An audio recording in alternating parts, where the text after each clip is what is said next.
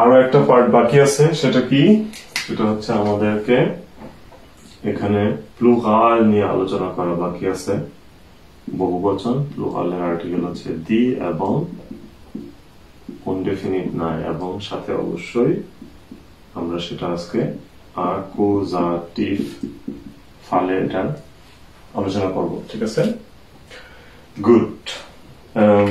Plural তার মানে আমাদেরকে হচ্ছে এমন কিছু চিন্তা করতে হবে যেখানে প্লুরালের ব্যবহার আসবে, ঠিক আছে?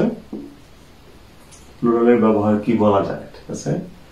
যে জার্মানিতে অনেক এমন আছে যারা হচ্ছে পুরনো গাড়ির সংরক্ষণ করে, ঠিক আছে? পুরনো গাড়ির সংরক্ষণ করে। তো গাড়ি আমরা জানি হচ্ছে অটো, দাস অটো, প্লুরাল হচ্ছে অটোস, ঠিক আছে? এখন আমি যদি বলতে চাই যে সে পুরনো গাড়ি সংরক্ষণ করতে পছন্দ করে, এই যে পুরনো গাড়ি বললাম, এখানে কিন্তু আমি গাড়ি বললেও আমি অনেকগুলা গাড়ি মিন করছি, একটা গাড়ি না, ঠিক আছে?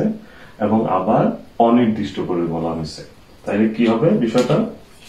তখন হয়ে যাবে এরকম যে সে মানে এয়ার সংগ্রহ করার জার্মান হচ্ছে জামেল, সেটা হয়ে যাবে হচ্ছে জামেল্ট, ঠিক আছে? যদিও এসটা ছোট হাতে হবে।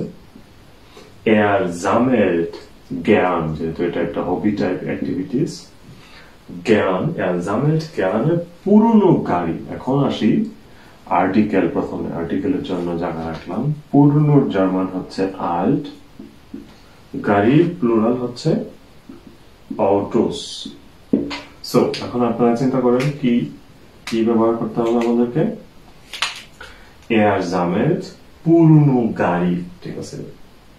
আমি কিন্তু বাংলায় গাড়ি বললেও জার্মান ভাষায় এটাকে প্লুরাল বলতে হবে, কারণ এখানে সে একটা গাড়ি নিয়ে কথা বলতেছে না, একাধিক গাড়ির কথা বলা হচ্ছে। এই জন্য আমরা জানি ফেমিনিনে যেটা, প্লুরালেও সেটা আল্টে, ঠিক আছে? এই জন্য হয়ে যাবে আল্টে। আর পরে কি আসবে? যেহেতু unbestimmt কিছুই নাই এখানে, তো এখানে কিছুই আসবে না। Er sammelt gerne alte Autos হয়ে গেল। এখন আরেকটা উদাহরণ যদি দিই, যে আমার নতুন নতুন জিনিস ট্রাই করতে ভালো লাগে, শিখতে ভালো লাগে, ঠিক আছে?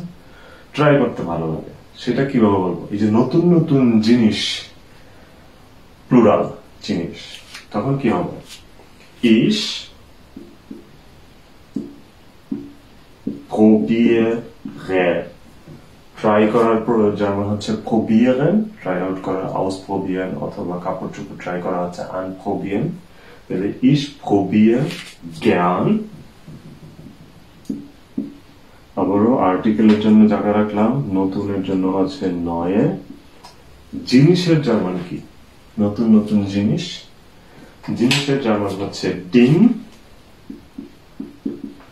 ডিং, আর প্লুরাল হচ্ছে ডিঙ্গার, অথবা জাখে, প্লুরাল হচ্ছে জাখেন।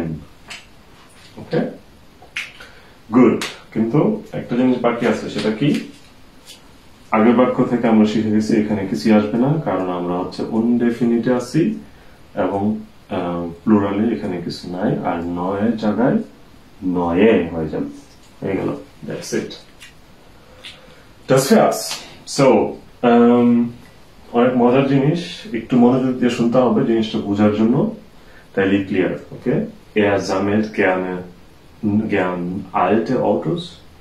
এখন এই অটোস এর জায়গায় যদি আমি বই লিখে দিই, er sammelt gerne alte Bücher।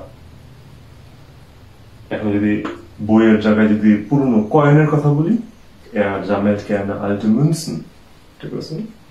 একইভাবে আমার নতুন নতুন জিনিস ট্রাই করতে ভালো লাগে, ich probiere gerne neue Dinge, ich probiere gerne neue Sachen, plural অনির্দিষ্ট, ঠিক আছে?